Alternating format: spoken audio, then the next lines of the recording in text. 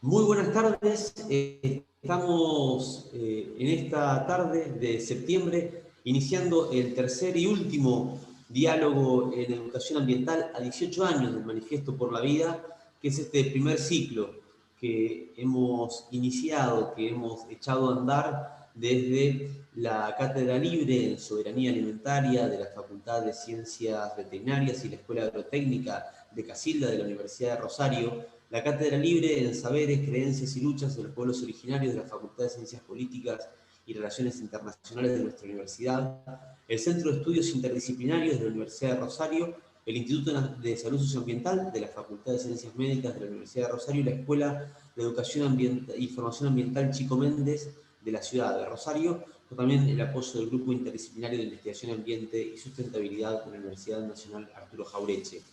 En este último diálogo, último encuentro de este primer ciclo, porque seguramente habrá más, pero que nos parecía importante sostener como homenaje a quienes hace 18 años se reunieron y desarrollaron, escribieron y nos dejaron ese extraordinario texto y documento de la ética por la vida, que es el Manifiesto por la Vida, el manifiesto que es guía y columna vertebral de muchas construcciones que vinieron después. Vamos a contar con la presencia para dialogar de Julio Carrizosa, de Colombia, de Carlos Galano, de aquí de la Argentina. No estaba anunciada Lucía Elena Oliveira Acuña, que tuvo un problema de salud que esperemos que pronto pueda resolver y no va a poder estar con nosotros hoy.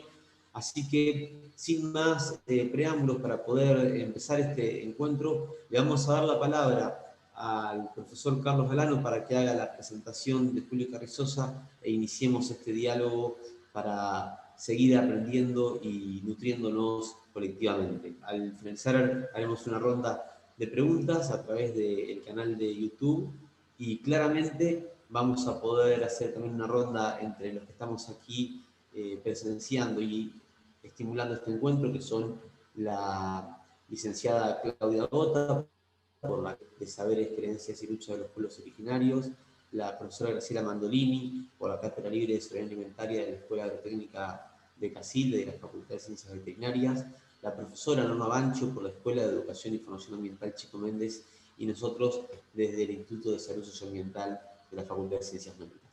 Para no demorar más ni eh, quitarle espacio a quienes hoy son realmente los que tienen que nutrirnos y tienen que ayudarnos a seguir aprendiendo, agradeciéndole la predisposición y el compromiso desde ya a Julio Carrizosa y a Carlos Galano. Les dejamos con ellos. Carlos, buenas tardes, bienvenido.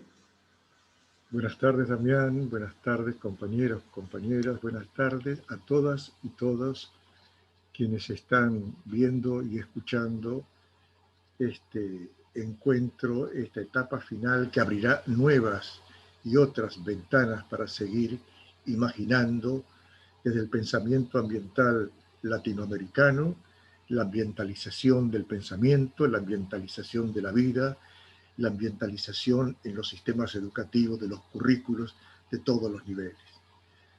Hablar de Julio Carrizosa, en mi caso particular, que le conocí allá en Bogotá en 2002, en aquellos días de intercambios, debates, ideas que circulaban y que terminaron en la redacción del Manifiesto por la Vida, es hablar de la historia viva, in vivo, del pensamiento ambiental latinoamericano. No desde los 18 años del manifiesto, desde aquellos bajidos iniciales que diera el pensar ambiental desde Latinoamérica, cuando lo ambiental aparecía y emergía como una preocupación que se canalizó y coaguló allá en Estocolmo en el primer encuentro mundial que se llamó del medio ambiente humano, un nombre realmente espantoso como forma de convocatoria. Julio Carrizosa y otros colombianos ya estaban emergiendo con una preocupación por lo ambiental e intercambiando ideas que nacían de los bajidos de la tierra latinoamericana. Julio Carrizosa, en ese recorrido desde los inicios de los 70 hasta el manifiesto y del manifiesto hasta hoy, ha enriquecido con su aporte, con su pensamiento, con su palabra, con sus intercambios, la construcción de esta visión que es no solamente un giro copernicano, sino que debe promover ahora un giro epistemológico, un giro que genere al pensamiento, un pensamiento que todavía no ha terminado de pensarse ambientalmente. Entonces, presentarlo a Julio Carrizosa y escucharle como queremos escucharle, es escuchar la historia viva, narrada desde los intersticios, desde los vericuetos, con unas gramáticas que tienen en lo ambiental la poética de la vida. Gracias, Julio, y por favor, queremos nutrirnos de tu pensar.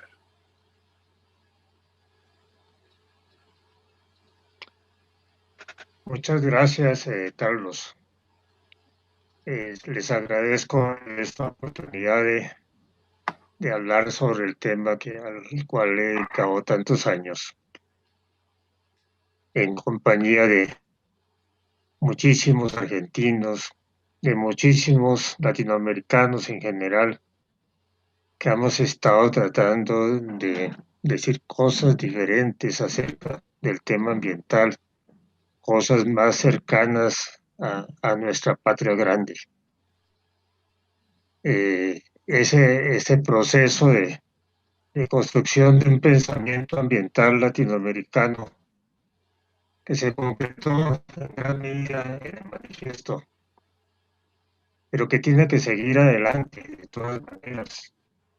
No sabemos cómo ya, pero es una labor que le queda a ustedes, profesoras que nos acompañan, a los jóvenes que nos oigan, a los que nos vean. En realidad, la preocupación por medio ambiente en América Latina yo creo que ha sido continua. En algún momento en el grupo que ha estado estudiando los conflictos ambientales a nivel de latinoamericano, dijimos que el primer gran problema ambiental en América Latina ocurrió hace siglos. El momento en que los europeos invadieron, nuestros abuelos europeos invadieron a nuestros abuelos indígenas, los derrotaron, violaron a sus mujeres. En ese momento se está reconociendo algo que los mismos indígenas habían hecho, porque los pueblos indígenas que llegaron a América Latina fueron los que caminaron más a lo largo del planeta y llegaron a un territorio en donde no se había desarrollado el género humano. Y al llegar a ese territorio, y naturalmente para tener algo que comer, tuvieron que empezar la primera tragedia ambiental en América Latina, la destrucción de la fauna que era comestible. Entonces, lo ambiental tiene que ver con la creación de América Latina. Después de la llegada de los españoles, ustedes saben que, además de los tremendos enfrentamientos armados, vino un enfrentamiento biótico, enfrentamiento de biodiversidades.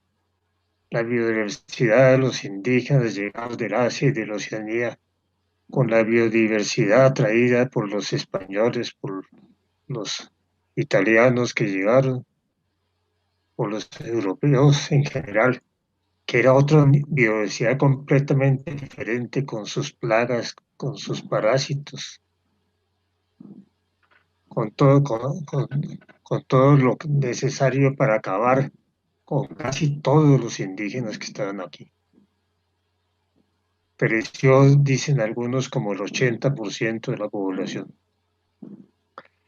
O sea, nosotros somos producto de enfrentamientos ambientales, de conflictos ambientales.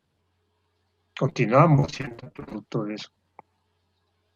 Entonces no es extraño que, por ejemplo, Rolando García, el sabio argentino, el que escribió más sobre sistemas complejos, hubiera viajado después de estar trabajando en África estudiando los efectos del clima sobre las hambrunas en el África, hubiera viajado a México y hubiera estado trabajando con los mexicanos, tratando de estudiar esas interrelaciones que son fundamentales, que hoy todavía son las más importantes entre el clima y el hambre. Y ese trabajo de Rolando, yo creo que inspiró muchísimos otros encuentros en todos los países, entre gentes de diversas nacionalidades, de esta patria grande separada, que tenían como primer objetivo tratar de revisar las ideas que nos llegaban de Europa con nuestra realidad, confrontar nuestra realidad con las ideas que nos llegan forjadas en otras realidades. Y ese enfrentamiento tuvo en la conferencia de Estocolmo un evento paradójicamente desastroso, que fue el momento en que la delegación del Brasil, que estaba nombrado por la junta militar que rigió en ese país en esos momentos, insistió en que lo que era importante era el derecho al desarrollo económico del Brasil. Eso yo creo que hizo mover a muchas personas que nunca habían pensado en la gravedad del asunto. Sobre todo en Colombia nos hizo mover mucho porque todo el modelo de desarrollo económico prácticamente se había iniciado en la práctica en Colombia unos años antes, a fines de 1940, los años de la década de 1940. En Colombia el Banco Inicial inició el primer Plan de Desarrollo Nacional. Más o menos al mismo tiempo en Colombia se inició la violencia. Y el desarrollo y la violencia han sido desafortunadamente características de nuestro país a lo largo de estos años, y guiados un poco por esas éticas que son rechazadas claramente en el manifiesto, por las éticas de la codicia y las éticas de la violencia, que rechazamos claramente en Bogotá en el año 2002, abriéndole paso a toda clase de éticas, porque lo que surge del manifiesto, una de las cosas que surge del manifiesto es la diversidad ética, es la diversidad que nos caracteriza como humanos, es una característica de nuestras desigualdades. Así como nuestros cerebros son profundamente complejos, nuestras ideas son diferentes y hay que respetarlas. De esa inquietud que nos dejó a nosotros en Colombia, la actitud de la representación del Brasil, surgió un movimiento dentro de un instituto que había sido forjado nada menos que para, entre comillas, el desarrollo de los recursos naturales. Y ese instituto tenía que ser el instrumento para una parte de un nuevo plan de desarrollo que se llamaba las 4 estrategias, y una de las 4 estrategias era aumentar la exportación de todo lo que fuera posible exportar desde Colombia, entre ellas las maderas de las selvas húmedas tropicales, las pieles de los animales silvestres y los animales silvestres vivos. Era claramente la aplicación intensa del modelo de desarrollo económico que había sido impulsado de años antes por el Banco Mundial. Ante eso, un grupo de funcionarios públicos rechazó indignado lo que estaba sucediendo. Y decidimos tratar de hacer un instituto diferente, y afortunadamente encontramos que había funcionarios del gobierno que también estaban inquietos por lo que estaba sucediendo y nos dejaron hacer un instituto diferente. Le quitamos la palabra desarrollo al nombre del instituto y decidimos, por iniciativa de un abogado en una reunión universitaria, hacer un código ambiental. Y así hicimos el código ambiental primero del universo en Colombia, en el momento de la guerra, en el momento de la corrupción, en el momento del narcotráfico. Afortunadamente, la FAO nos ayudó, y la FAO nos dijo que tenía 2 o 3 personas de otros países de América Latina que nos podían ayudar. Entre esas personas, la FAO nos presentó a un abogado especialista en derecho de aguas, que se llamaba Guillermo J. Cano, un abogado de la provincia de Mendoza, que murió hace relativamente poco, que estaba ya completamente imbuido por las teorías del ambiente que habían sido desarrollados en la UICN, que eran ya producto de los pensadores ecológicos profundos.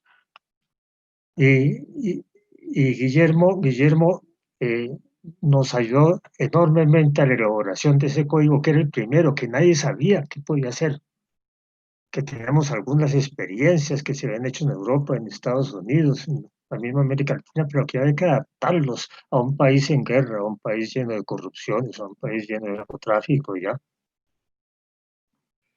Afortunadamente, encontramos en Guillermo J. Cano un guía maravilloso, que creo que amerita que Guillermo sea considerado, junto a Rolando García, como uno de los grandes precursores del ambientalismo latinoamericano.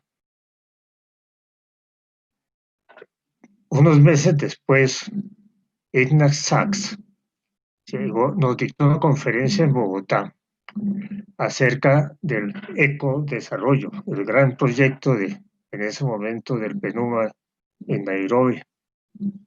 Y llegamos a la conclusión, oyendo a Sachs, que había que hacer algo semejante en Colombia, que un proyecto de ecodesarrollo en Colombia podría ser también tratar de mover el país en otra dirección. Escogimos un sitio en la costa del Caribe de Colombia, que es la Sierra Nevada de Santa Marta, que es una sierra extraordinaria, con 3 grupos indígenas sobrevivientes, seculares, con una variación de climas desde el Caribe hasta las nieves perpetuas. Un sitio maravilloso. Dijimos, hagamos un proyecto de co-desarrollo en la Sierra Nevada de Santa Marta. Y volvimos nuevamente a las Naciones Unidas. Bueno, nos ayudan a hacer esto.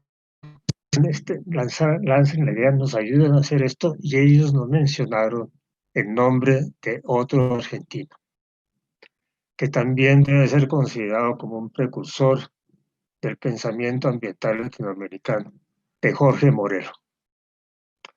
Jorge Morelo en ese momento era un profesor que había empezado a estudiar la ecología desde el punto de vista de la cartografía, hacer mapas ecológicos.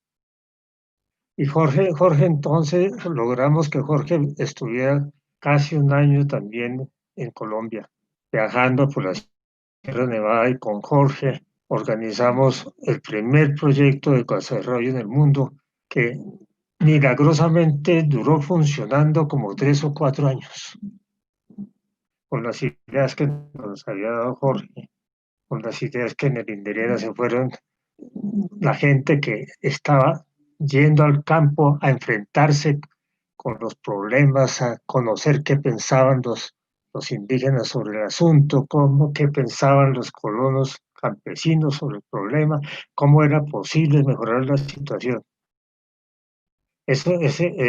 Todos los resultados de ese proyecto los publicó otra colombiana importante en la historia del pensamiento ambiental latinoamericano, Margarita Marino de Botero, en un libro que se llama Ecodesarrollo, que debería estar en lo que yo le mencionaba ahora, Carlos, en una biblioteca que empezara con el libro sobre sistemas complejos de Rolando García y acabara con los libros que se están escribiendo en este momento en sitios como la Universidad de Rosario, en sitios como son las instituciones que están eh, eh,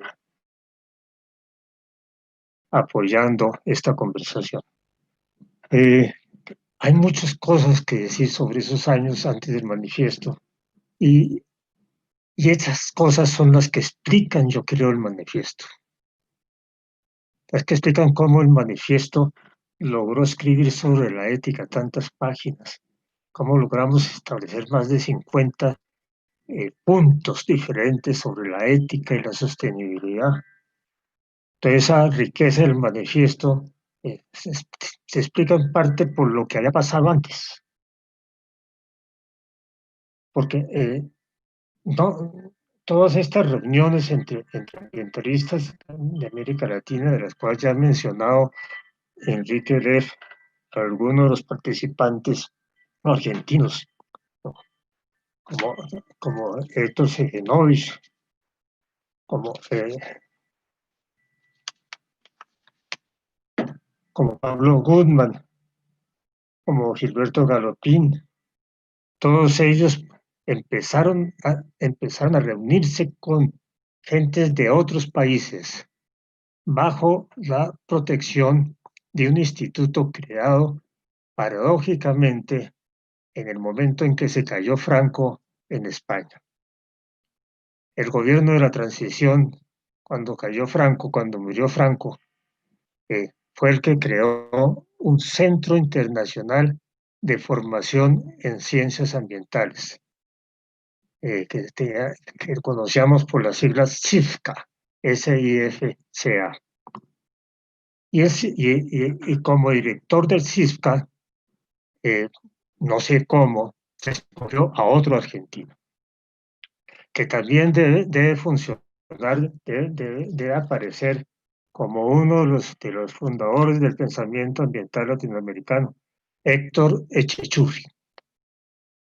Héctor Echechurri creo que vive todavía, o murió hace poco.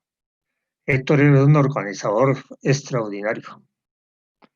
Y naturalmente empezó consultando con la gente que él conocía en la Argentina, y se hizo presente en el PNUMA de las Naciones Unidas, el Programa del Medio Ambiente de las Naciones Unidas, en donde estaba ya otro argentino, Héctor Segenovich, estaba ya en el PNUMA. Estaba trabajando nada menos que con Augusto Ángel, que era uno de los principales pensadores colombianos acerca del medio ambiente, nada menos que el que había llevado a esta institución que les cuento, que se llamaba el Inderena, una ampliación del pensamiento ambiental que motivó que el código incluyera como parte del ambiente las condiciones de vida humana, rural y urbana. En el Código colombiano, el primero en el universo, en el ambiente, una de las partes del ambiente son las condiciones de vida rural y urbana, y eso fue uno de los aportes de Augusto Ángel. Perdón.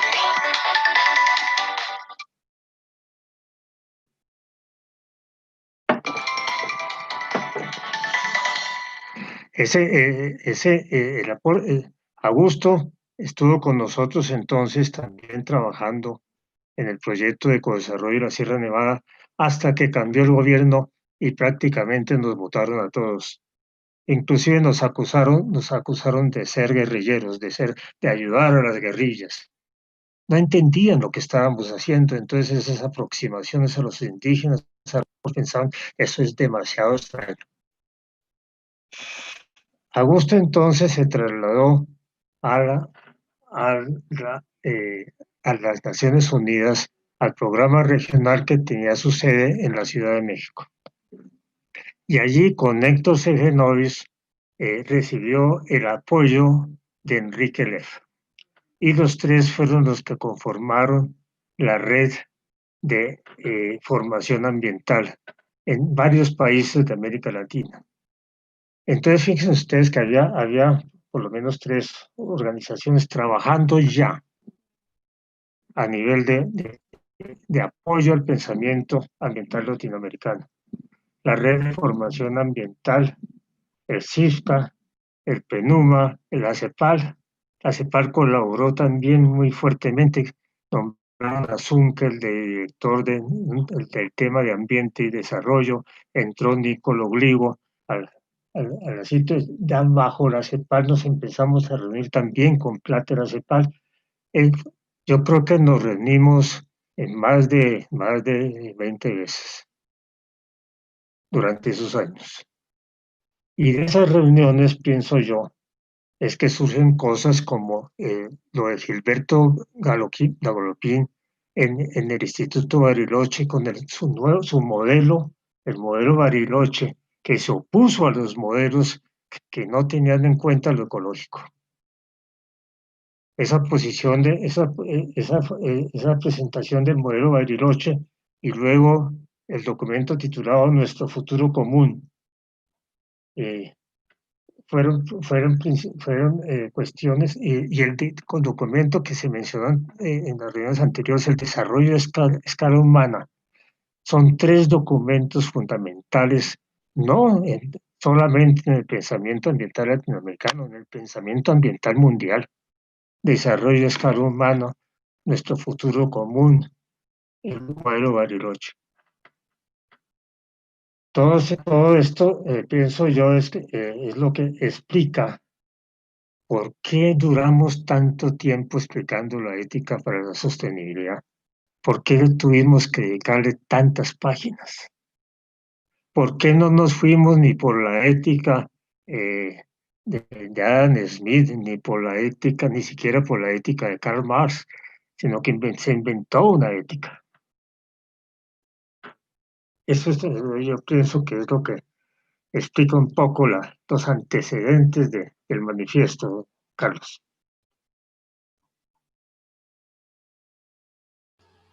Sí,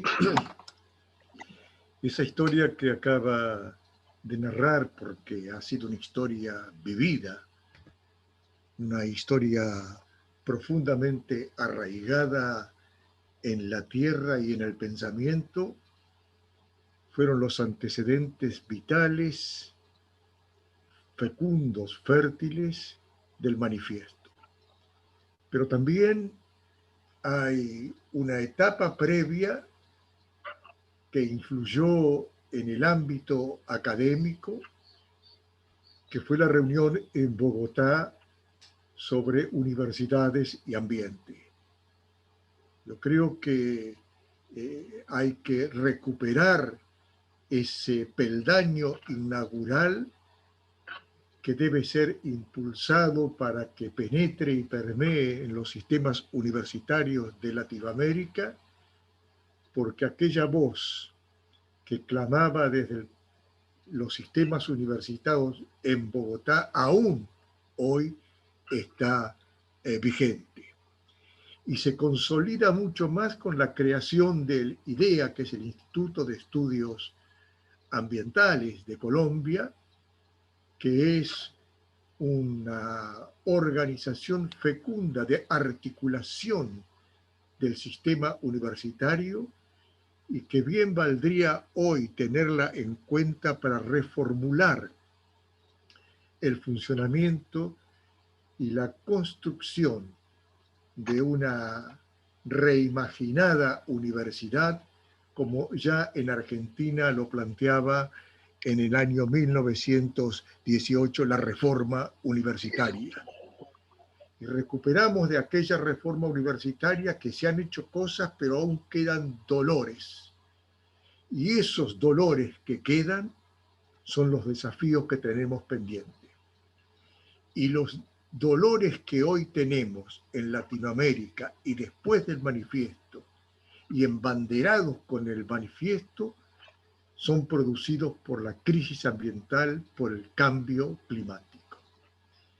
Y detrás de, como expresión del cambio climático, claro que sí que tenemos hoy la pandemia del coronavirus, y aquí en nuestra región del litoral argentino de donde estamos hablando, que es la extrema bajante histórica de los ríos de la no cuenca del Plata, pero sí comarca del agua, impreso por los guaraníes, una bajante que es producto del modelo socioproductivo incardinado en las filosofías de la modernidad insustentable, en las éticas vacías y economicistas kantianas, y que están presentes de una manera viva y arrasadora en esta etapa final de acumulación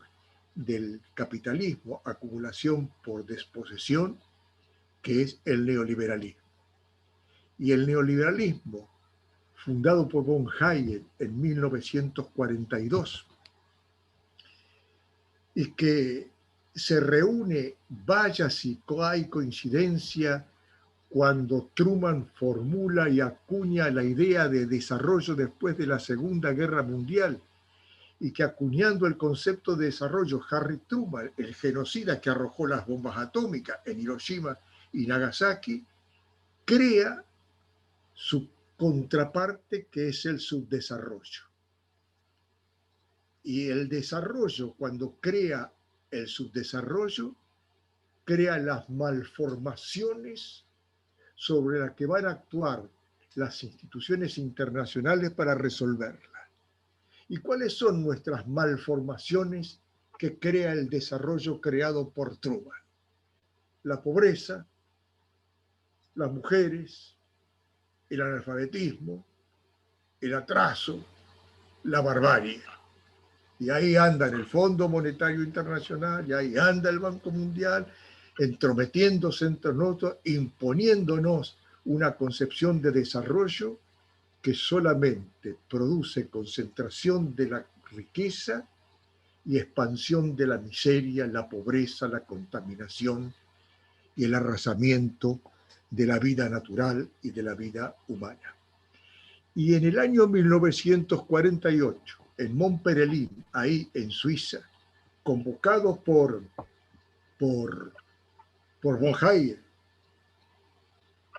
y sus discípulos académicos, entre los que ya estaba Milton Friedman, allá de Chicago, y el que es el fundamento, el que le dio fundamento filosófico al neoliberalismo, que es von Popper, la visión popperiana, filosófica, que sostiene el andamiaje del neoliberalismo, que es mucho más que una teoría económica, porque es el discurso hegemónico de una visión civilizatoria que condena al ser humano, que condena y que extralimita y expone exponencialmente a la riqueza, que devasta la naturaleza, que desarticula la historia, que impone el progreso y el individualismo, y que nos impone una visión de vida sostenida en la fragmentación total. Ahí, en Montpellier, acuerdan la estrategia de dominación fundada en algunas tácticas, como es la compra de universidades, la compra de medios masivos de comunicación y la imposición a través de las instituciones internacionales para que los estados del llamado tercer mundo, del mundo subdesarrollado, del mundo empobrecido y explotado, tuvieran una organización económica afines al neoliberalismo. Y ese neoliberalismo in vivo que se impone ahí en Montpellier, in vitro, en estado de pureza, se aplica por primera vez en estado de pureza in vivo en Chile, con la dictadura de Pinochet. Y ahí que von Hayek, que fue premio Nobel de Economía en 1974, visitaba frecuentemente Chile y era recibido de manera casi divina. Era como si la omnipresencia de la divinidad estuviera en Chile. Y lo que nos enseña en la Facultad de Ciencias Económicas de aquí de la República Argentina, que von Hayek estuvo unos días en la República Argentina en 1956, años trágicos y los hay en la Argentina, y en una reunión con el que era presidente de facto de ese momento, Aramburu, ahí lo convenció y decidieron el ingreso de Argentina al Fondo Monetario Internacional. Entonces, el pensamiento ambiental latinoamericano que vos has ido relatando desde los momentos iniciales y cómo se fue enriqueciendo por aportes y afluentes varios hasta llegar al manifiesto, es el pensamiento que ha confrontado con el neoliberalismo y lo sigue haciendo hoy en estos momentos aciagos de la patria grande. Me parece que el punto 8 del manifiesto, Julio y compañeros y compañeras, nos pone en acto para que Julio profundice alguna de las referencias que ha manifestado. Y el punto 8 dice: la ética para la sustentabilidad es una ética de la diversidad, donde se conjugan los etos de las diversas culturas. Esta ética alimenta una política de la diferencia. Es una ética radical porque va hasta la raíz de la crisis ambiental. La crisis ambiental que vos has relatado y que después de Estocolmo cobra una vertiginosa exponencial velocidad y crueldad hasta llegar hasta estos momentos en que cuyos dos límites están el peligro.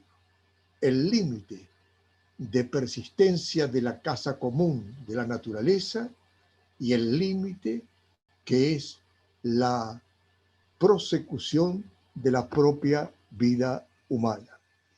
Y esta ética radical debe ir a la raíz de la crisis ambiental para remover los cimientos filosóficos que nos vienen del eurousacentrismo, culturales, políticos y sociales de esta civilización hegemónica, homogeneizante, jerárquica, despilfarradora, sojuzgadora y excluyente. La ética de la sustentabilidad es, dice el punto 8 del manifiesto, Julio, amigos, amigas, es la ética de la vida y para la vida. Entonces, yo creo que el manifiesto se adelantó y nos ha presentado una alameda y unos horizontes que lo tenemos difusos, pero que son horizontes que están ahí para confrontar en estos tiempos en que el neoliberalismo, a través de su visión mecanicista, lineal, fragmentadora, concentradora de la riqueza,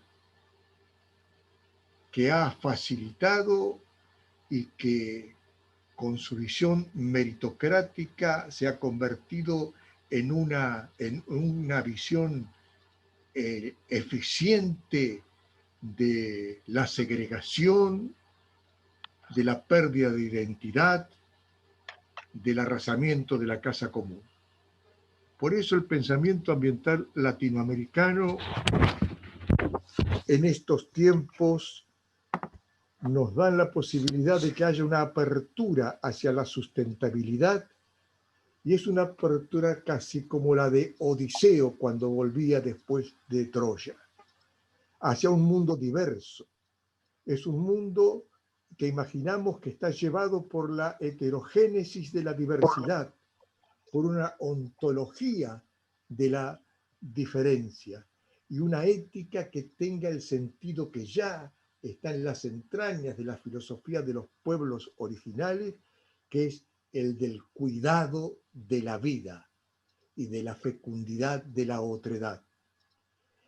El construir estas ideas que han fundado la historia del pensamiento ambiental latinoamericano, ya no solo se trata de abrirle camino a un devenir entendido dentro de la diversidad, sino que es un despliegue hacia una trascendencia dialéctica que permite dejar existir al otro, al diferente, al no ser.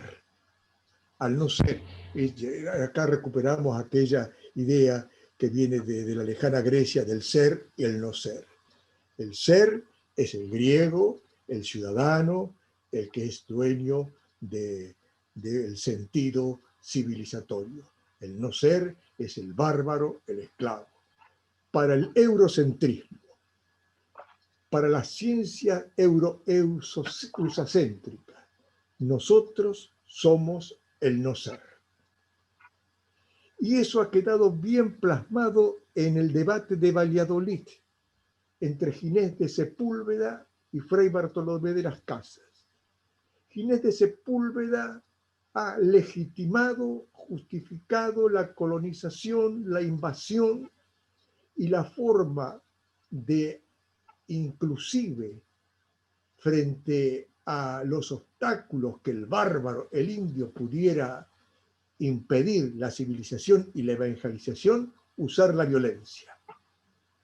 Porque la violencia los hará buenos.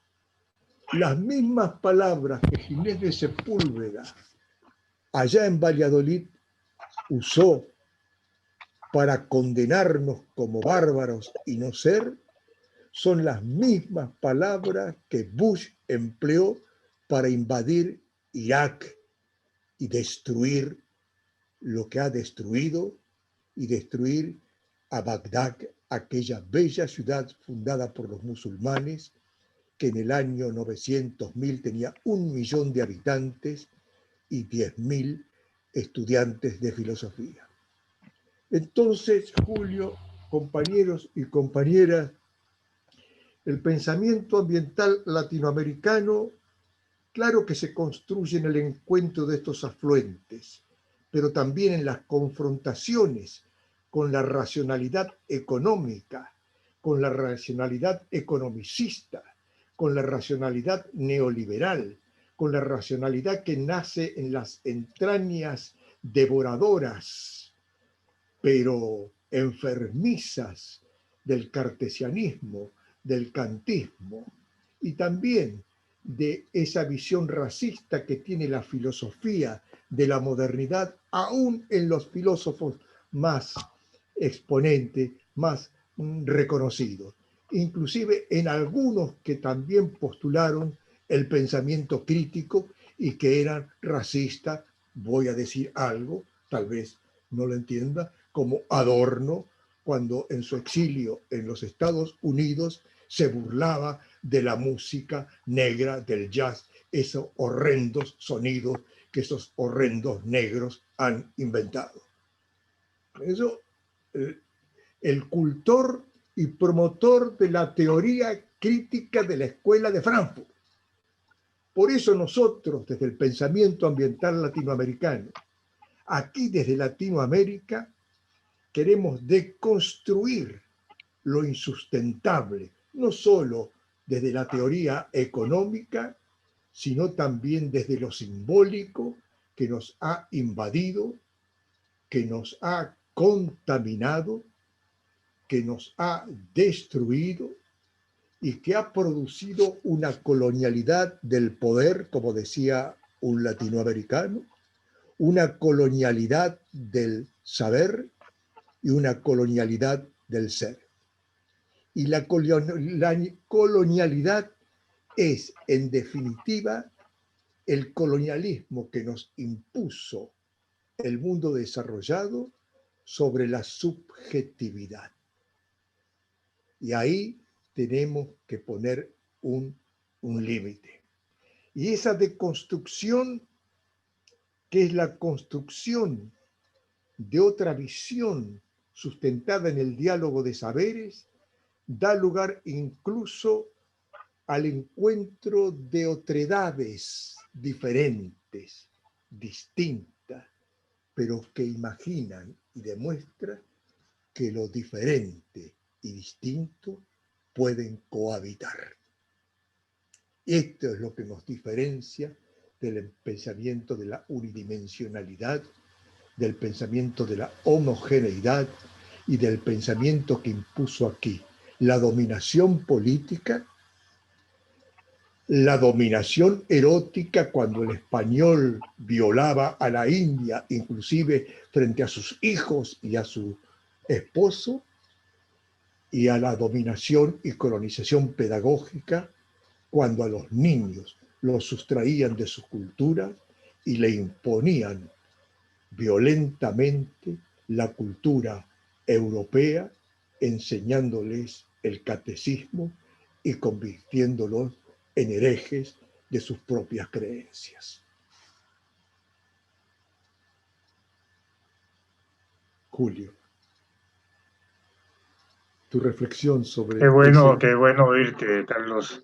Qué bueno oírte y encontrar tantas similitudes en pensamiento de un otro lado de América del Sur. Voy a leer algo también del punto 8. Creo que ayuda a entender la situación. Dice, la ética de la sustentabilidad es la ética de la vida y para la vida.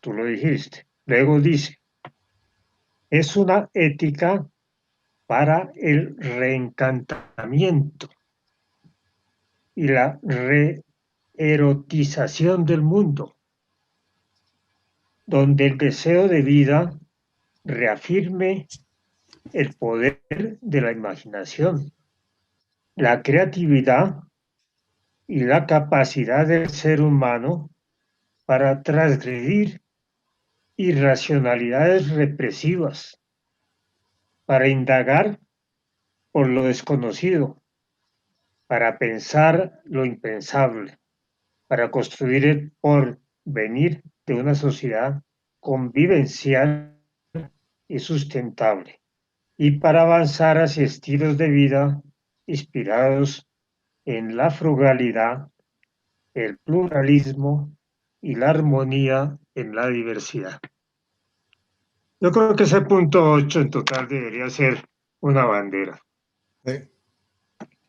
Debe ser una bandera para todo lo que siga de ahora en adelante, porque ahí está la esencia de Latinoamérica.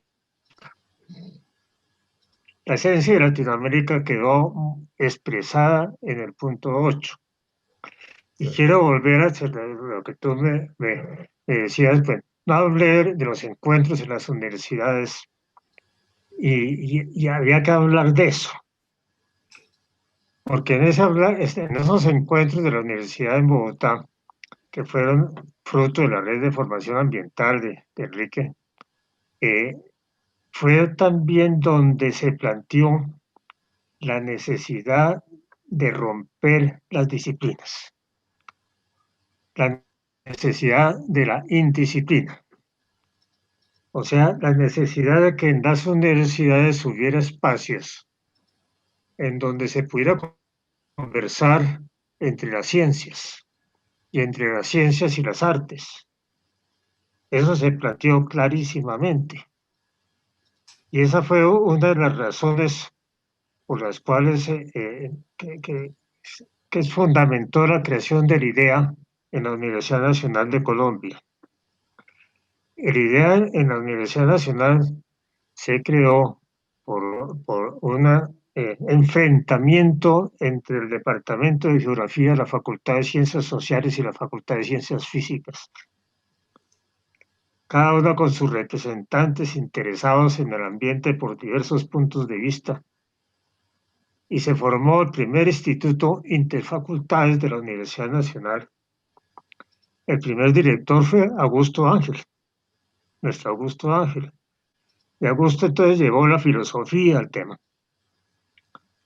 Y ahí, entre otras cosas, Rivera ya había estado trabajando en eso, nuestro amigo Rivera ya había estado trabajando en el campo en eso, en cómo lo social y lo ecológico estaban tan estrechamente unidos.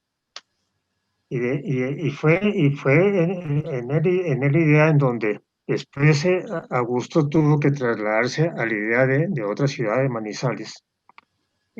Yo había estado trabajando después de mi salida del Inderena, había estado trabajando en este grupo del CIFCA, con la CEPAL, con el PLENUMA, tratando de mover las ideas. Y me llamaron a la Universidad Nacional. Yo me había graduado en la Universidad Nacional, pero como ingeniero. Entonces me graduaron a que fuera el director de la IDEA, después de Augusto. Y estuve director de la IDEA unos años y alcancé a escribir unos libros eh, eh, que el primero se llama ¿Qué es ambientalismo?, que es el primer libro de la colección que formó Enrique, que culminó con el quinto libro, que es Ética, Vida y Sustentabilidad, donde está el manifiesto.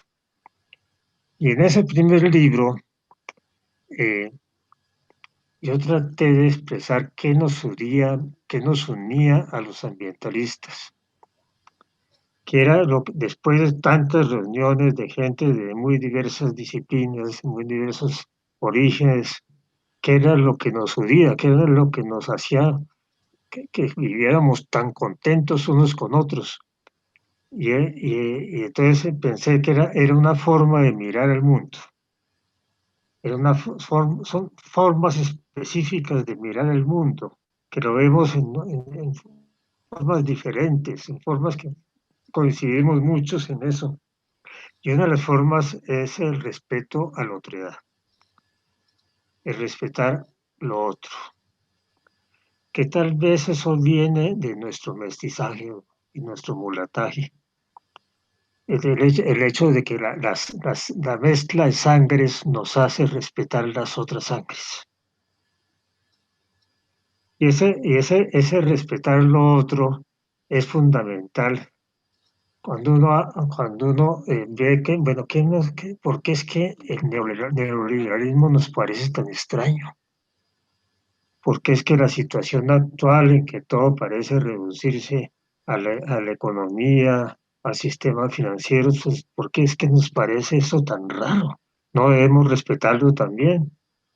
Entonces, pues sí, hasta respetarlo sí, pero no a que domine todo. Es que una de las cosas extrañas que ha pasado desde el manifiesto es el aumento del dominio increíble de esas ideas de Hayek, ideas mucho más antiguas también, son las mismas ideas de Adam Smith. El aceptar que la avaricia, la codicia conducen al bienestar. Es acabar con todas otras formas de ética. Entonces, esa simplificación, yo creo que el concepto de simplificación que ha estado moviendo tanto Edgar Morán es fundamental aquí, porque tiene mucho que ver con la visión compleja del problema que inició Enrique Leff, que también yo menciono en mi libro, que se llama La visión ambiental compleja. y que está mencionado como en 10 puntos del manifiesto. 10 puntos, se habla de la complejidad si no reconocemos la complejidad de la realidad. Es por culpa, según Edgar Morán, del predominio del paradigma de la complejidad. Y para Edgar Morán, la complejidad ha logrado ese dominio por 3 procesos gravísimos. El proceso de reducción de todo a una sola disciplina, el proceso de disyunción entre hombre y naturaleza, o entre buenos y malos, o entre blancos y negros, o entre indios y españoles, y el proceso de abstracción, curiosamente. El Morán, que es un genio en la abstracción, la considera como uno de los procesos de simplificación. Yo pienso que él está hablando ahí de esas extracciones que hoy día están dominando al mundo.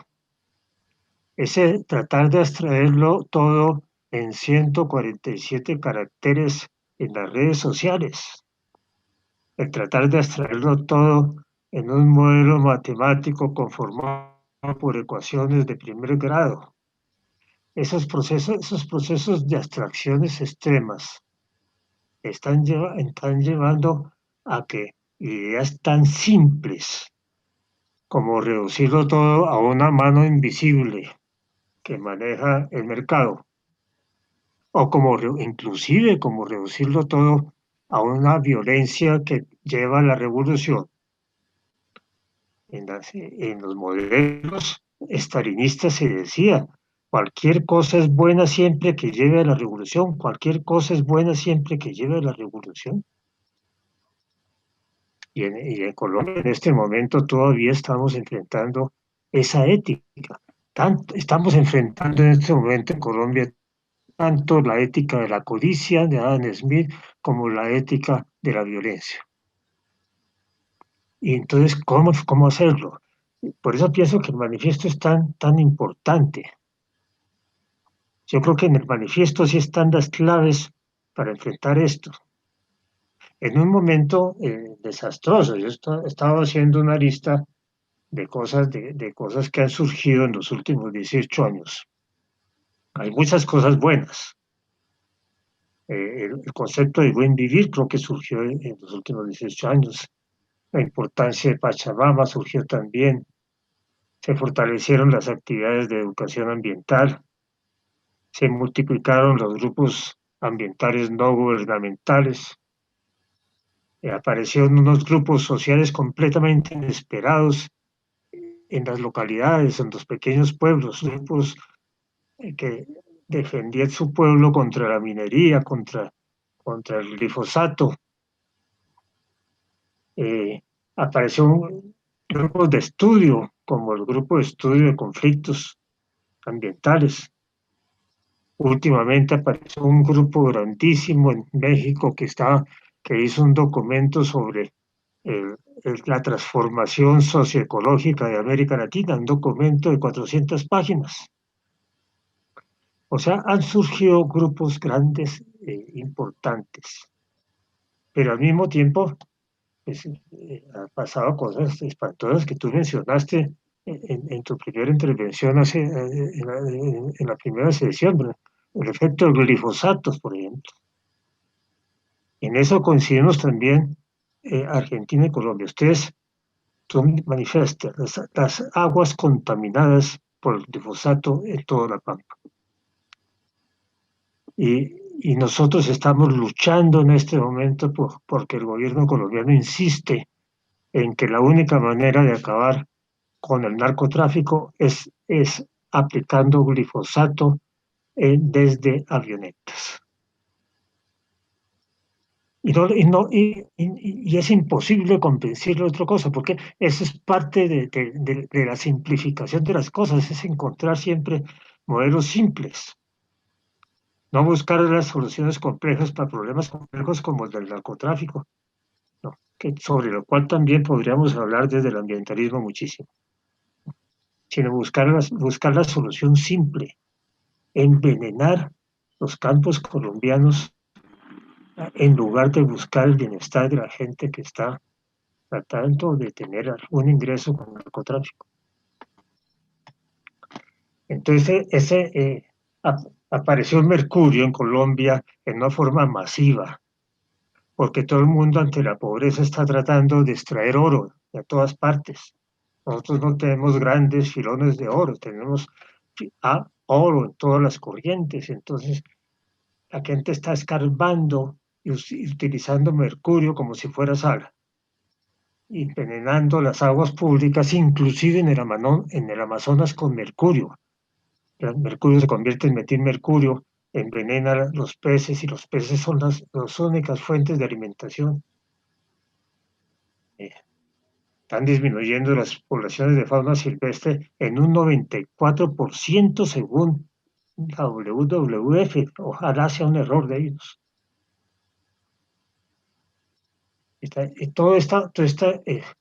A mí lo que me preocupa es que todo esto está fundamentado en dos éticas simplificadas hasta el extremo, esa ética, la ética de la codicia y la ética de la violencia, que ahora están apareciendo nuevamente con fuerza en Venezuela, en Colombia, en otros países también. Entonces yo pienso que enfrente a eso es que está clarísimo que el manifiesto debe divulgarse masivamente. No sé cómo. De pronto debemos tratar de utilizar las mismas redes sociales que están ahora fundamentadas en la ética de la codicia, debemos tratar de utilizarlas. Una red social del manifiesto puede ser. Por lo menos, Carlos, yo pienso que el grupo de ustedes de Argentina debería tratar de continuar su tradición de líderes del asunto y hacer un congreso en donde pudiéramos llegar todos los que estamos pensando diferentemente, hacer una gran reunión, o por lo menos tratar de hacer una gran biblioteca en la red, en donde yo creo que todo lo que hemos escrito los ambientalistas latinoamericanos ya llega a más de, qué sé yo, por lo menos 300, 400 volúmenes, contando además los artículos y las revistas, ¿no? Hacer una gran biblioteca y que empezara con el manifiesto. Entonces, pensemos, Carlos, en soluciones así, pensemos en si podemos aprovechar estos últimos momentos,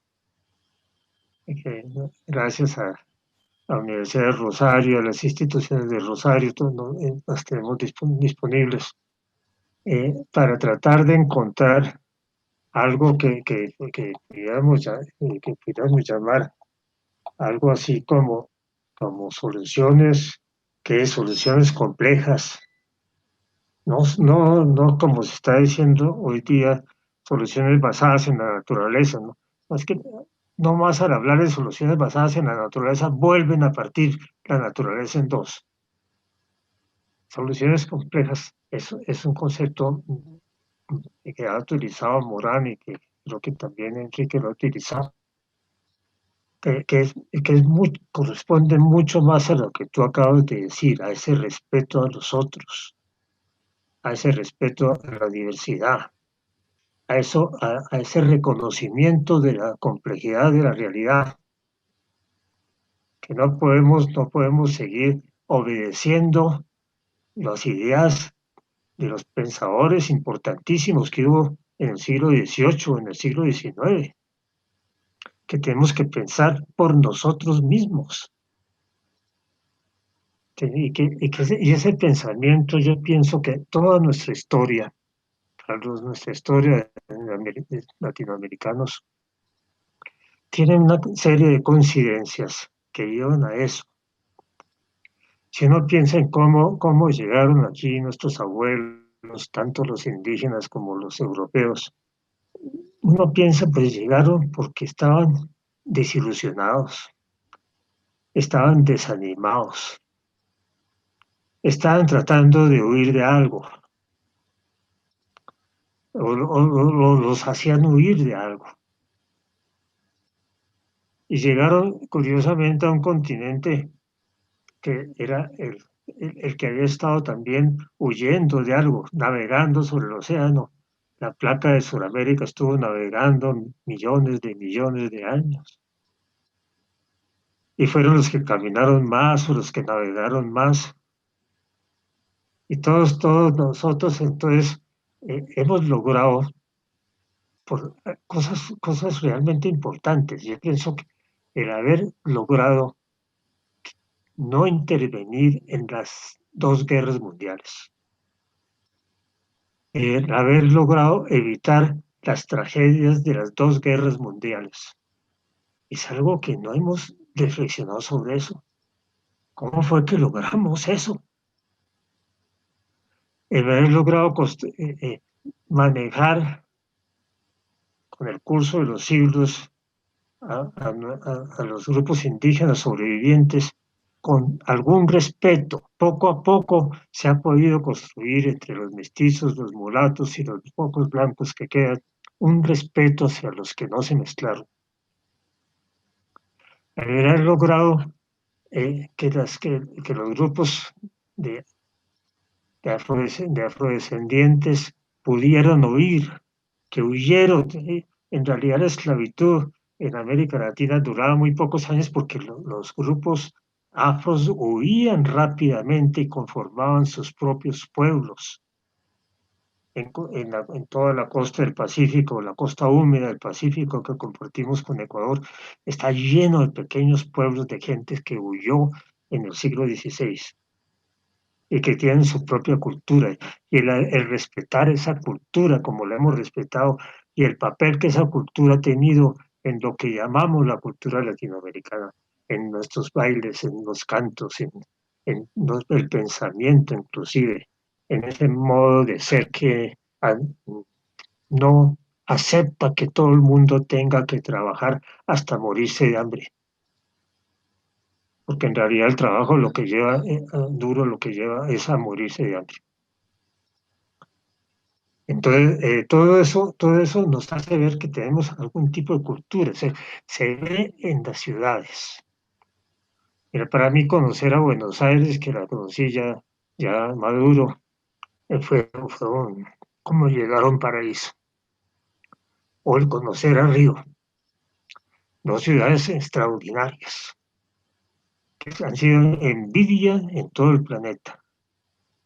Dos ciudades en donde se podía tener una buena vida, podía gozar, se encontraban cosas maravillosas.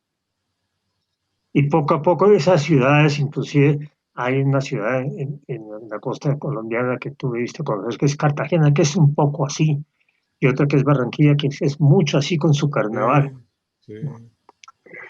Entonces, todo esto es una cultura muy diferente a la cultura que nos llevan las simplificaciones europeas y norteamericanas. Es una cultura en donde se crea alegría, en donde el humor es importante, en donde las risas son abundantes, en donde la gente se abraza, a no ser que haya naturalmente un virus. Todo esto es valioso. Todo esto es valioso, pero naturalmente no es reconocido en la cultura del capitalismo, no, eso no es reconocido, eso no tiene ningún valor, eso es muy extraño. Esos son unos tipos rarísimos. Esos son unos tipos que tratan de trabajar lo menos posible, que no andan sino riéndose. Entonces, todo esto es lo más valioso de la cultura latinoamericana, pienso yo. Y hay que valorarlo lo más posible. No podemos seguir rindiéndonos a esa cultura de la codicia. No podemos seguir rindiéndonos a esa cultura de la codicia. hay que salir de esto y tenemos una base, tenemos el manifiesto, tenemos toda una biblioteca de artículos y pensamientos de ambientalistas latinoamericanos. Eso no es gratuito, eso obedece a nuestra cultura también. El que hayamos escrito tanto, a que tengamos tantos grupos. En Colombia, durante estos 18 años, se han formado miles de grupos ambientalistas que nadie organizó, que se organizaron en los pueblos. Todo eso debe estar pasando en otros países también. Entonces, todo eso es parte de la cultura y eso tenemos que imponerlo y tenemos que hacer ver que insistimos en que somos diferentes, insistimos en que el mundo es complejo, insistimos en que hay soluciones complejas mucho mejores que las soluciones simples. Eso es como lo que yo podría decir en este momento. Bueno, yo creo que Julio nos ha dejado un panorama, un desafío, y entonces ahora los compañeros y compañeras verán cómo desde cada cual, desde cada actividad valiosísima que todos y todas están desarrollando, permean y visualizan el desafío de Julio. Damián.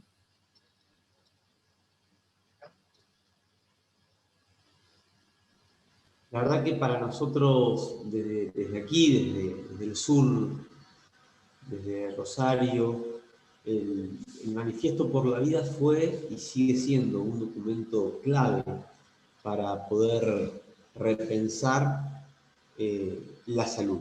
Repensar la salud en clave de una epistemología ambiental y de una ética de la vida.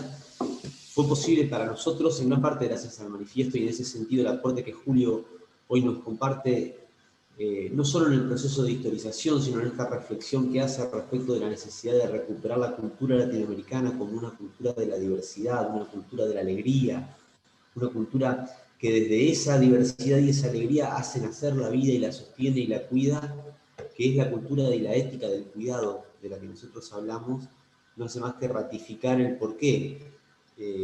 Nosotros ya hace varios años, en el año 2000, abrazamos la causa de la vinculación entre la lucha ambiental y la lucha por la salud, y a partir del 2002 y el 2004, que son el nacimiento del manifiesto y la materia de salud socioambiental, pudimos materializar eso que aprendimos y que ustedes pudieron con tanta claridad marcar en el Manifiesto por la Vida en una carrera universitaria ni más ni menos que de medicina, ¿no? La posibilidad de permear las currículas universitarias y de intentar generar algunos quiebres dentro de las estructuras anquilosadas del pensamiento de la universidad positivista, de la modernidad sustentable, sin dudas, tienen mucho que ver con ese documento que ustedes redactaron, que ustedes construyeron, hicieron nacer y compartieron generosamente con todos los que veníamos detrás. Ciela. Bueno, desde la Cátedra Libre de Soberanía Alimentaria de la Escuela Agrotécnica y la Facultad de Ciencias Veterinarias,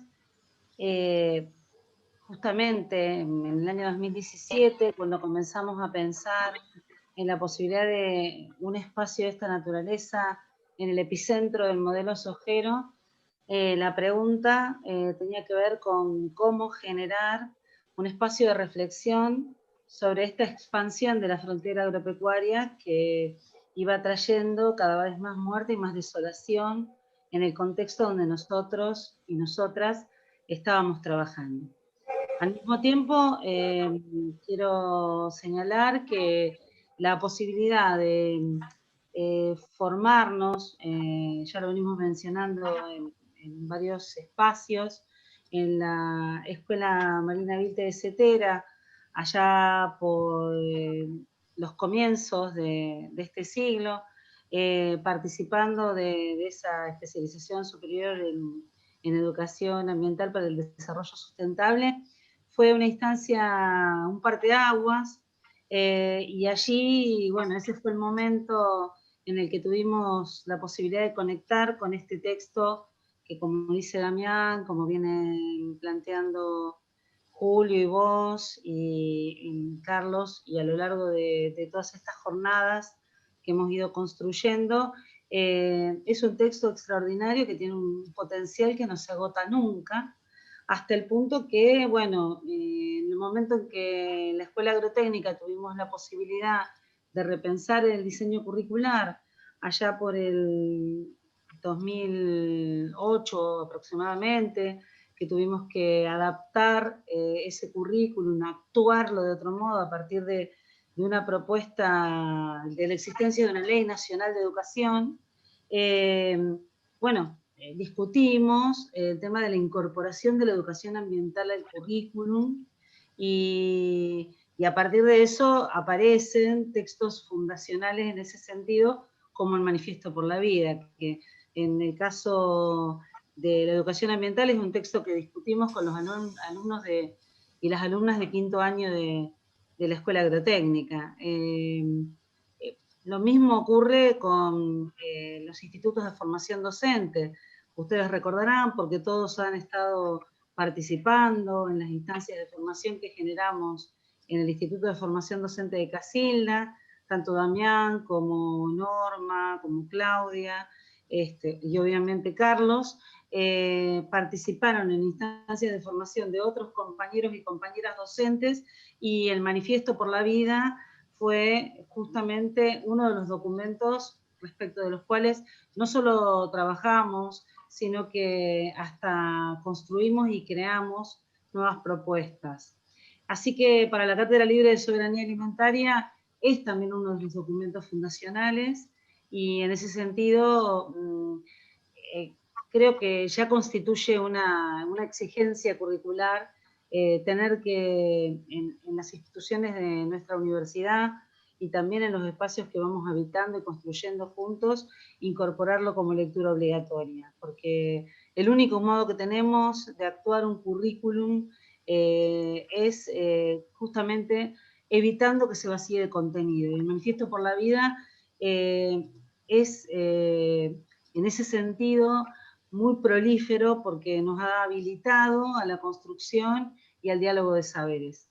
Así que, en relación a las reflexiones que ustedes están planteando, considero, y creo que en este sentido el resto del equipo que integra la cátedra también se suma, que estas nociones que a través del Manifiesto por la Vida venimos desgranando como si fueran parte constitutiva de un todo, no son justamente cuestiones que debemos pensar fragmentariamente, sino integrarlas, y que el Manifiesto por la Vida es justamente lo que ha potenciado esta manera de mirar y de pararnos frente al mundo, invitándonos justamente a resituarnos y a pensar que existen otras formas de la vida en sociedad, otras formas del trabajo, otras formas de la cultura, otras formas de la producción de alimentos, otras formas de repensar nuestras prácticas relacionadas con la obtención del alimento, pero también con nuestras prácticas educativas. Así que bueno, como dije en algún momento, para todos los que tuvimos la oportunidad de vincularnos con este material a partir de Carlos, que fue quien nos llevó de la mano en esta deconstrucción, evidentemente fue una instancia revolucionaria. Gracias, Graciela. Claudia. Bueno, es volver a recordar con el corazón los últimos 20 años, desde que conocí a Carlos en el postítulo de Geografía en la Facultad de Humanidades y Artes.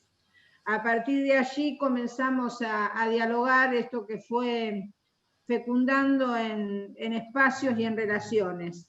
Recién Graciela hablaba de la escuela de formación pedagógica y sindical Marina Vilte. Allí muchos y muchas de nosotros nos conocimos y sin lugar a dudas fuimos abrevando y a la vez habilitando otros intersticios y otros espacios que sin lugar a dudas nos fueron haciendo mejores, que no es poca cosa. En el 2007 fundamos la Chico Méndez, de la cual va a hablar mi querida Norma Bancho. Fue un gran sueño y en esos momentos, como me dijo una amiga que me envió de regalo una manzana y diciendo animarse a fundar una escuela. Qué linda palabra, la palabra escuela, y cuánto desafío y sueños implica todavía seguir sosteniendo la necesidad de que la escuela, esta escuela nómade que somos, siga existiendo.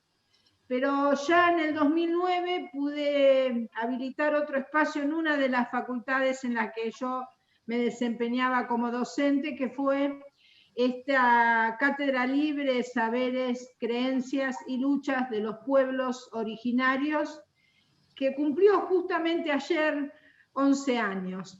Fue el 23 de septiembre del 2009 cuando la presentamos en sociedad y realmente era una apuesta y una respuesta a este manifiesto por la vida. Este manifiesto que estaba planteando una ética distinta, una ética donde deberíamos recuperar esas otras formas de estar siendo en el mundo que nos decían desde tiempos ancestrales, que son los tiempos que yo recorro como docente de historia, donde la naturaleza y la sociedad no estaban escindidas, donde no están escindidas en ningún pueblo indígena del Abya Yala hoy, porque todo sistema es biocultural y donde saben perfectamente que todo lo que le hacemos a la madre tierra nos vuelve del mismo candor o del mismo dolor. La pedagogía de la otredad que planteaba la ética por la vida en este manifiesto, que hablaba de una ética por la sustentabilidad, pero que en definitiva era esta ética para y por la vida, nos estaba demandando el abrevar en estas otras racionalidades, en estos otros saberes, en estas otras creencias, que además se manifestaban y se siguen manifestando en luchas cotidianas. Hoy la cátedra está en un momento de no funcionamiento, si se quiere, porque, bueno, hubo otras demandas. Fuimos abriendo el camino a que ingresaran jóvenes indígenas a la universidad después de trabajos de extensión en algunas escuelas, y también mi militancia en el campo de los derechos humanos ha recogido ese guante, ya no solamente en el campo de lo epistémico, sino con una acción política en territorio. Sin lugar a dudas, las nuevas colonialidades y los nuevos despojos se manifiestan con toda crudeza en estos tiempos de pandemia. Es un mandato que tenemos, seguir hablando de estas cosas. No podemos pensarnos sin pensarnos en este todo colectivo que somos como habitantes de Abya Yala. La diversidad cultural, esta pedagogía de la otredad, esta abrevar en otras cosmovisiones, en otras espiritualidades que nos demanda el Manifiesto por la Vida, también nos demanda un compromiso político de saber que no habrá vida posible si no se garantiza el derecho de todas las vidas. Y no estoy refiriéndome solamente a las humanas. El despojo que hoy en los diversos territorios de vida está imponiendo el mercado y el capital nos interpela y nos demanda una acción colectiva que tiene diferentes estrategias y trincheras. Sin lugar a dudas, los espacios que nosotros representamos hoy la Cátedra Libre de Soberanía Alimentaria, el Instituto de Salud Socioambiental, la Escuela de Educación y Formación Ambiental, y esta Cátedra Libre Saberes, Creencias y Luchas de los Pueblos Originarios, hacen lo posible para que no olvidemos este compromiso. Y en eso estamos andando, y andamos juntos, y resistimos juntos, que es lo que nos fortalece, y como digo, nos hace mejores. Muchas gracias por ser mis compañeros de lucha, y por este ciclo que nos ha vuelto a juntar, a poder mirarnos, a poder sentirnos semejantes y a fortalecernos. Muchas gracias. Gracias. Norma.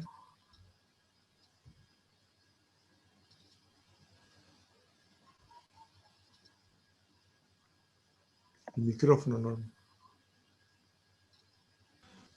Micrófono.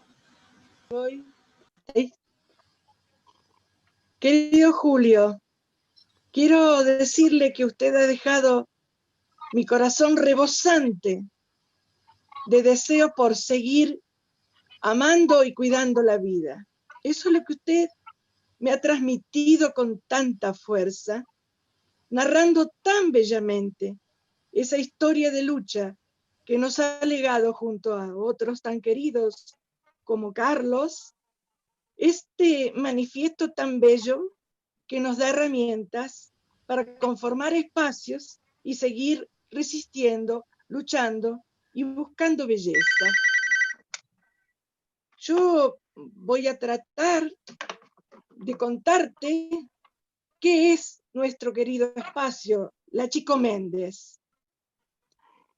La Chico Méndez se genera, como bien lo dijera Claudia recién, en marzo del 2007, pero al igual que el manifiesto, tiene una historia previa de la que soy afortunada también formando parte.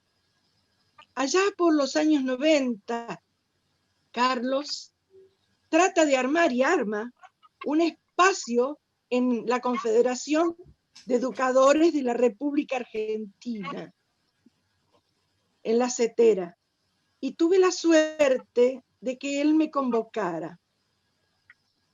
Los primeros problemas con los que nos encontramos allí es que no podíamos conocer cuáles eran los conflictos ambientales que venían sufriendo las distintas regiones de nuestro país, y desde allí, por supuesto, cómo enfrentaban esas situaciones nuestros compañeros maestros y maestras, profesores, profesoras. Desde ese lugar generamos muchos encuentros, reuniones, congresos, jornadas, donde convocábamos a nuestros compañeros y compañeras, pero además a la comunidad en general que iba y se expresaba y volcaba allí sus sentires, sus pensares, sus luchas, sus necesidades. Cuando volvemos a centrarnos en La Cetera, Carlos y todo el grupo advertimos que nuestros compañeros y nosotros mismos adolecíamos de la falta de pedagogías que nos ayudaran a enfrentarlo. Y bueno, sobrevino la carrera de especialización. Y allí tuve la fortuna de encontrar estos compañeros que vos ves hoy día. Claudia, Graciela, el hermoso Damián y Carlos, seguimos allí. En el 2007 sentimos que debíamos regionalizar esta experiencia, afincarnos aquí más cerquita de nuestro Paraná, de nuestros problemas y de nuestros compañeros. Y así surge esta construcción colectiva desde su nacimiento, la Escuela Chico Méndez. Allí nos proponíamos reimaginar el conocimiento, pero ya lo proponíamos desde un diálogo de saberes, y ya veníamos acompañados por el manifiesto, que lo habíamos hecho circular entre los compañeros y las compañeras de todo el país y también en la carrera. Ya veníamos empoderados con ese manifiesto. Y allí generamos este espacio colectivo para reimaginar el conocimiento, como te decía, para repensarnos, para provocar nuevas pedagogías, tal vez. ¿Y por qué le dimos forma de escuela? ¿Por qué? Porque precisamente la escuela es un espacio donde las relaciones no están ancladas en lo comercial, en lo económico, sino que hacen base en la solidaridad, en la cooperación, en el deseo, en la creatividad, pero también en la crítica, en el reclamo, en la construcción en base a todo eso. Y entonces en ese espacio de tanta creatividad, todos, todas, todes, podemos enseñar, podemos aprender, podemos deconstruir, podemos construir y tratar de ambientalizar el currículum que nosotros advertíamos que venía realmente matematizado y respondiendo a otras lógicas. Era necesario generar pedagogías ambientales.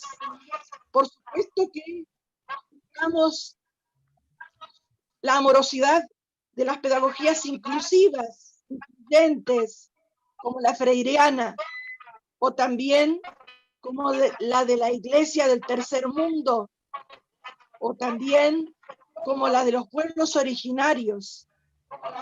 Entonces, así fuimos alejándonos de las pedagogías de las certezas tan funcionales al paradigma mecanicista y depredador, y nos fuimos aproximando al pensamiento complejo y a las construcciones de nuevas pedagogías ancladas en el pensamiento ambiental latinoamericano.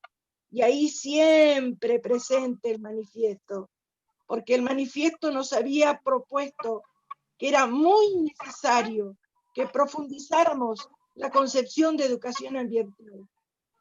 Y debíamos hacerlo muy críticamente, muy epistemológicamente, políticamente y también pedagógicamente, para generar o intentar al menos una nueva alianza naturaleza-cultura. Bueno, esto nos llevó a que desde nuestro propio espacio generáramos pensamientos más localizados, más regionales, y así surgió nuestro manifiesto para ambientalizar la vida. Lo echamos a andar, sigue buscando nuevos pensamientos, nuevas vinculaciones, nuevas relaciones, siempre amparados en el paradigma de la complejidad y en el pensamiento ambiental latinoamericano, sintiéndonos otros y con otras y con otros, pero también con lo otro, como sujeto de derechos.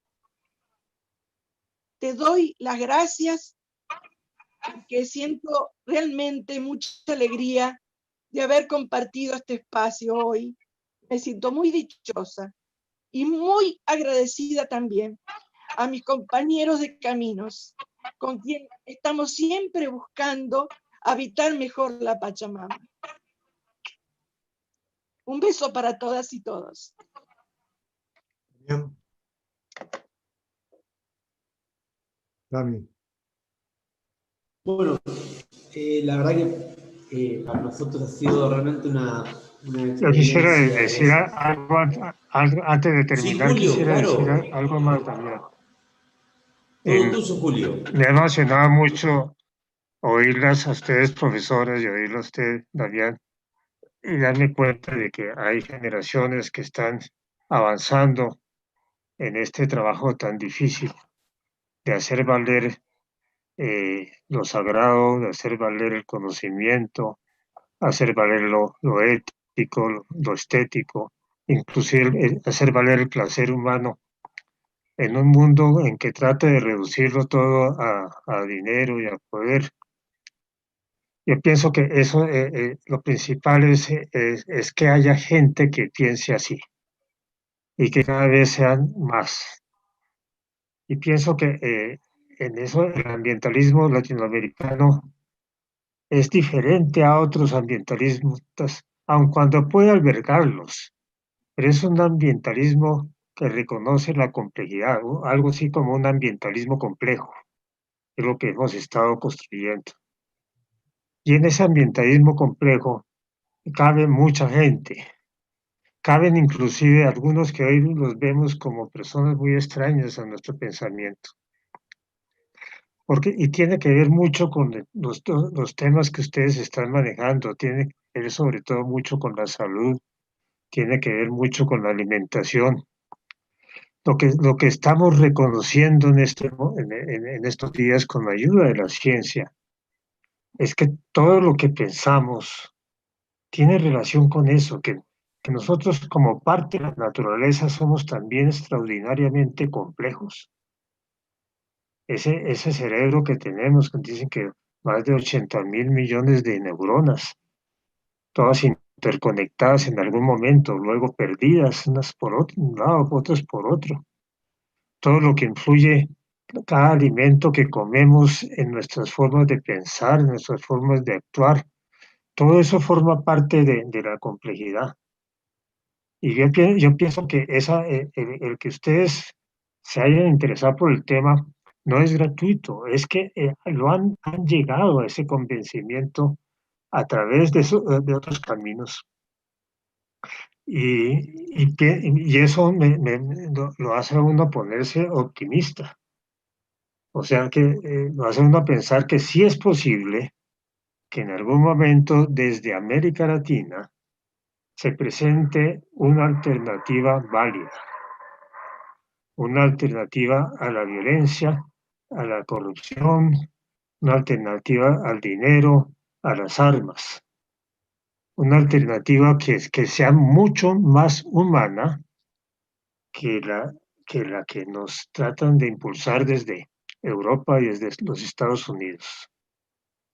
Yo pienso que el hecho de que descendamos de esos pueblos que caminaron mucho más que los demás, que navegaron mucho más que los demás, que siempre estuvieron insatisfechos, que siempre estaban buscando algo diferente a lo que habían encontrado en Europa, en África, en el Asia. Yo pienso que eso es lo que nos hace pensar diferente. Y les agradezco enormemente que me hayan dado la oportunidad de hablar ante ustedes. Muchas gracias por todo y espero que continuemos viéndonos, que continuemos hablándonos, que seamos parte continua de esta manifiesto, esta historia iniciada por el manifiesto. Muchas gracias Julio, a ti, en tu nombre también a todos los que han participado y han hecho posible que estos diálogos hayan podido suceder.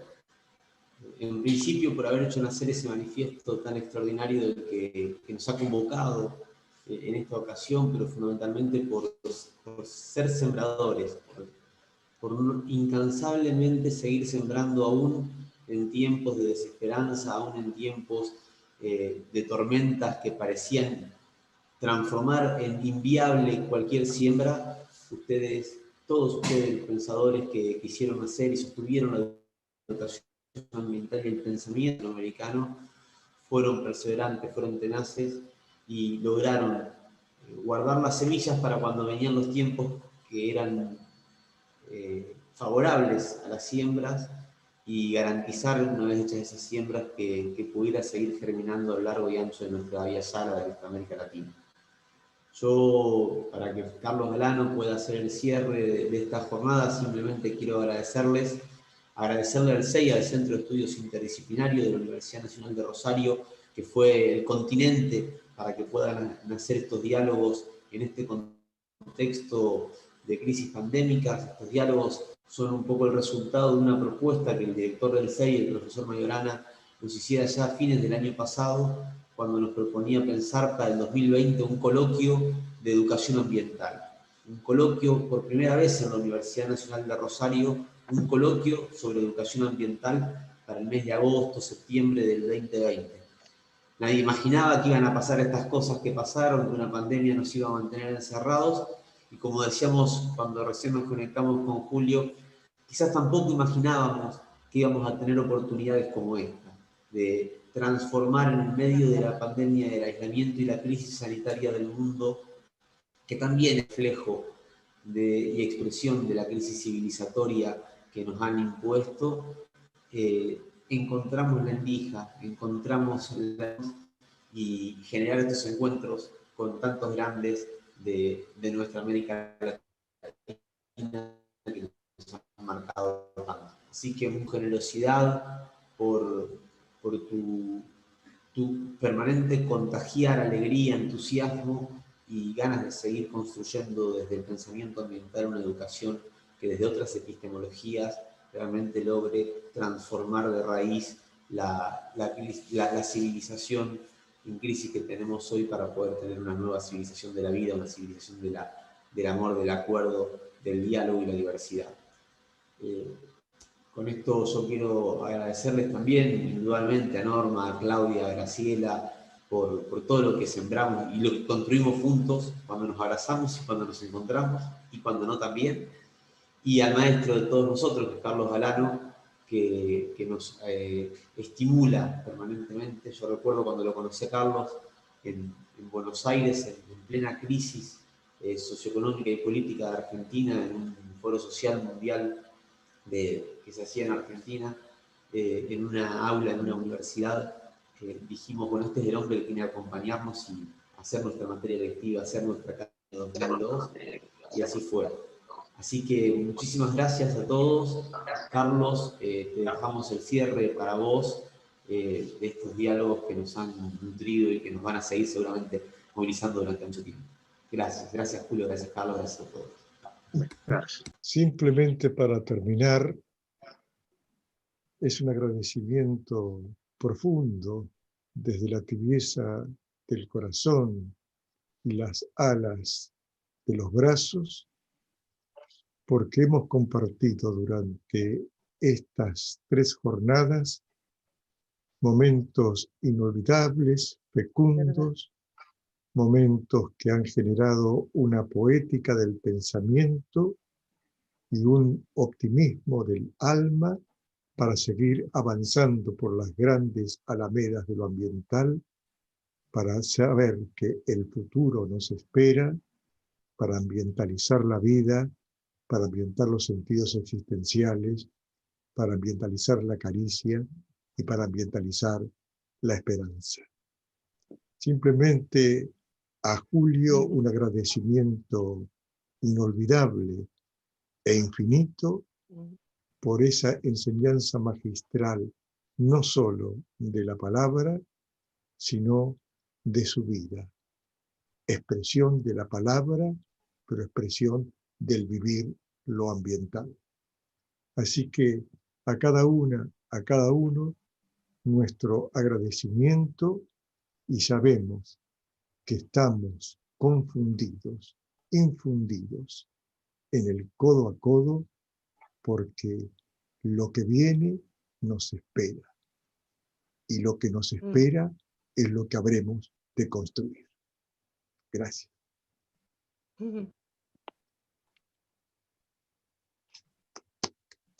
Julio. Muchas gracias, Carlos. Saludos, nos veremos. Nos veremos. Y a Jorge Te agradezco Eliezer, mucho. un gran abrazo. Le voy a escribir ya que hablé contigo. ¿Sí? Él está muy activo en su grupo. Sí, sí. En medio de unos problemas gigantescos, naturalmente. Sí. Saludos. Chao. Chao. Chao. Claudia, Graciela, Norma, Dami, un beso grande.